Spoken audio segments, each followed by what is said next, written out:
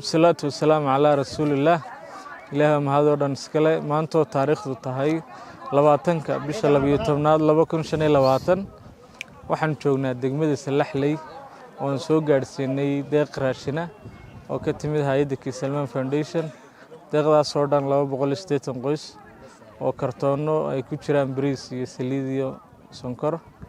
deeqdan waxaa fulinaysay hay'adda diyaargarowga afooyinka ee kaydka raashinka qaranka oo ummadda ama qaranka Jamhuuriyadda Soomaaliland uga wakiila inuu gurmato dadkayga jilicdasan xilliyada abaaruhu jiraan.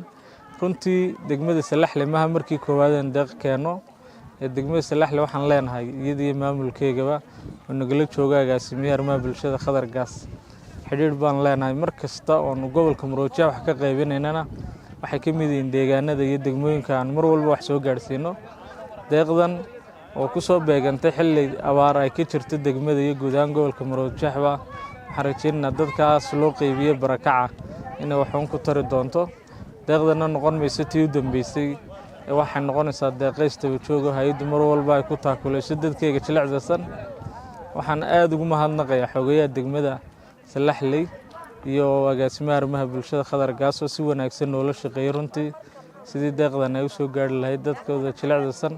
sidoo kale waxaan mahadnaqayaa gudoomiyaha hay'adda diyaargarowga afooyinka iyo kaydka raashinka qaranka Mudane Cabdiraxmaan Maxamed Ismaaciil iyo gudoomiye ku-xigeenka hay'adda diyaargarowga afooyinka iyo kaydka raashinka qaranka Mudane Cabdiraxmaan Maxamed Ismaaciil oo runtii iyaguna nagu hogaaminaya sidii dadkeena jilicdasan xilli walba wax loo gaarsiin lahaa.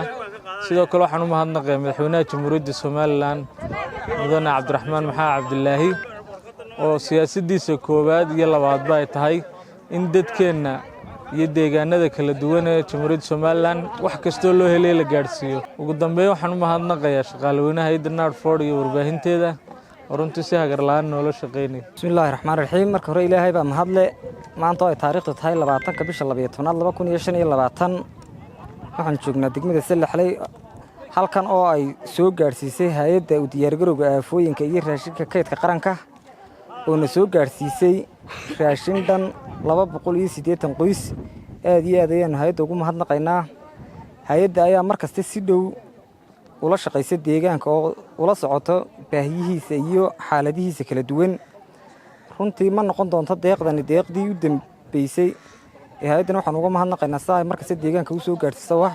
cabdi xakiim waan ka gudoonay raashinkan oo dhan 280 qoys. bismillaahi raxmaani raxiim. marka hore ilaahay baa mahad leh. marka xiga annagu haddaanu nahay degmada Salaxley ilaa bigeeda maanta waxaa lagu gudoominay raashin dhan 280. hay'addan keentay ee xilligan imika xilliga adag lagu jiro gurmadka degdega u keentay aad iyo aad baan ugu mahadnaqaynaa. maalin sabtiya waxaan joognaa degmadii Balmataan ee gobolka Maroodijeex oo soo gaarsiinay wixii qaybintii aan ka wadnay gobolka Maroodijeex wixigiisa afraad. deeqdaas oo dhan 110 qoys oo ka yimid hay'adda Malik Salmaan ee Sacuudiga. runtii waxaan u mahadnaqayaa gudoomiyaha degmada Balmataan Axmed Naasir oo si joogto ah noola shaqeeya sidii deeqdan degmada u soo gaari lahaydna runtii waqti badan geliyay. haday tahay qorsheynteedii iyo qaadisteedana qayb weyn ku lahaa. gudoomiyaha waxaan uga mahadnaqayaa wada shaqeynta joogtada aan leenahay. ma ahan markii koowaad iyo labaad iyo saddexaad in degmada deeq raashina keeno si waxaan leenahay wada shaqeyn joogta. degmadu waxay abaarta jirta kala mid tahay guud ahaan degmooyinka gobolka Maroodijeex. waxaan rajaynaynaa deeqdan inaanay noqontii u dambeysay ee aanu iska warhayno mar walba wixii aan ka qaybino gobolka Maroodijeex aanu soo gaarsiino. sidoo kale waxaan u mahadnaqayaa gudoomiyaha hay'adda diyaargarowga afooyinka iyo kaydka raashinka qaranka Mudane Cabdiraxmaan Maxamed Ismaaciil iyo ku-xigeenka Cabdiraxmaan Maxamed Xamdulle oo iyaguna nagu hogaaminayay sidii fulinta deeqdan aanu si hufan ugu gaarsiin lahayn dhammaan degmooyinka gobolka Maroodijeex.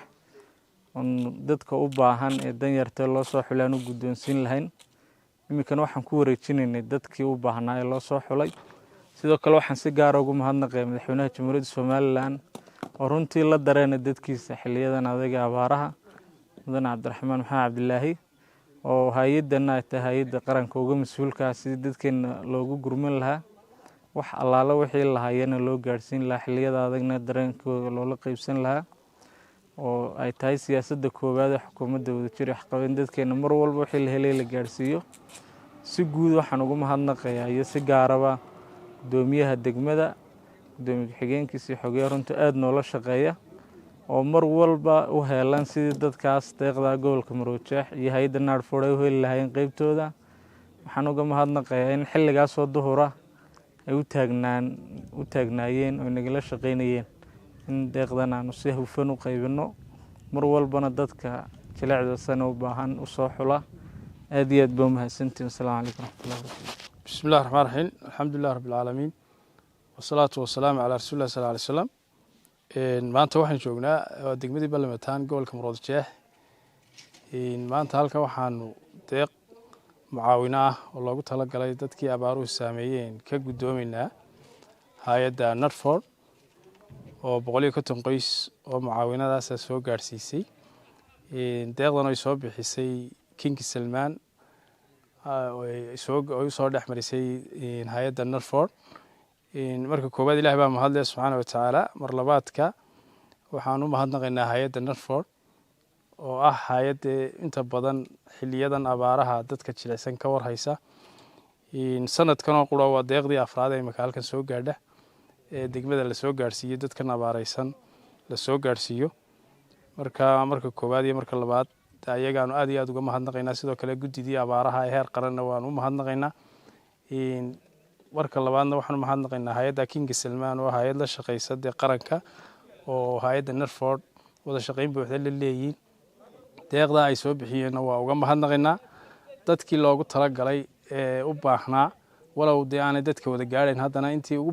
baahi badneed aan soo xulayna insha Allah waxaan isku daynay in si wanaagsan ay dadka u gaadho dadkiina waa soo wada xulay insha Allah waa gaarsiin doonaa waan ka gudoonay hay'adda NARFOD deeqda raashinka ee mucaawinada ah kala duwan insha Allah ilaahayna waxaan ka baryaynaa inuu abaaraha inaga soo jabiyo oo roob khayr qaba oo caamayna siiyo mar labaad iyo mar saddexaad waa mahadnaqaynaa hay'adda King Salman iyo NARFOD waxaan leenahay jazaakumullahu khayra dadkiinii baa soo caawinadaas soo gaarsiiseen waxaan si gaar ah ugu mahadnaqayaa isuduwaha gobolka Maroodijeex hay'adda NARFOD oo dadaal weyn ka geliya sidii degmooyinka oo warhayntooda iyo xaaladooda iyo la socodkooda deeqdana maanta isagu sida aanu ka gudoonay isagana waxaan leenahay dadkaaga baad u shaqeynaysaa jazaakumullahu khayr dhamaantiin aad iyo aad baa mahadsantiin. Assalaamu calaykum waraxmatullaahi wabarakaatuh.